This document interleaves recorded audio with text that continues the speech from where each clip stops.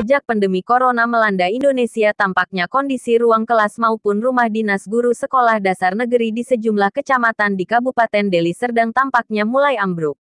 Misalnya di Sekolah Dasar Negeri nomor 105.333 Seimera, kondisi ruang kelas itu tidak layak ditempati oleh siswa sehingga dikhawatirkan pada saat berlangsungnya nanti tatap muka yang telah direncanakan ada bulan Juli mendatang, proses belajar mengajar para siswa dan guru terancam menjadi korban. Bukan itu saja, rumah dinas tampaknya seperti kandang hewan yang berkaki empat, bahkan kamar mandinya tidak layak untuk digunakan.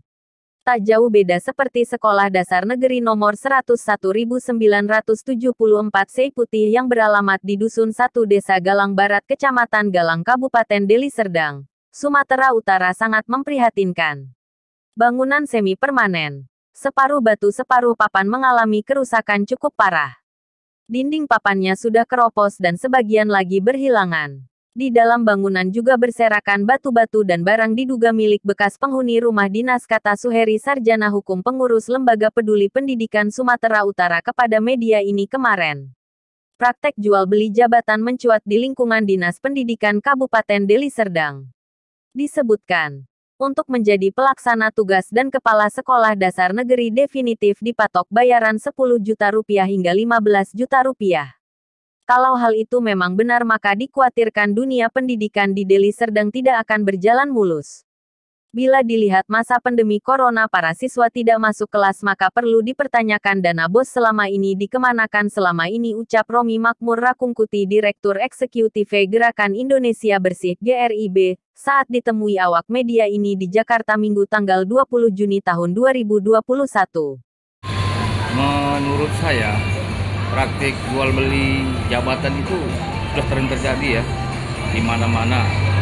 Nah, kalau kali ini praktek jual beli jabatan yang terjadi di lingkungan Dinas Pendidikan Kabupaten Deli Serdang, khususnya di sekolah-sekolah termasuk sekolah dasar, sekolah menengah pertama yang ada di Dinas Pendidikan Kabupaten Deli Serdang, ya ini harus ditindak tegas ya kalau memang benar ini terjadi ya, khususnya pihak kepolisian maupun kejaksaan harus melakukan pemeriksaan ya, ataupun melakukan penyelidikan pada instansi tersebut.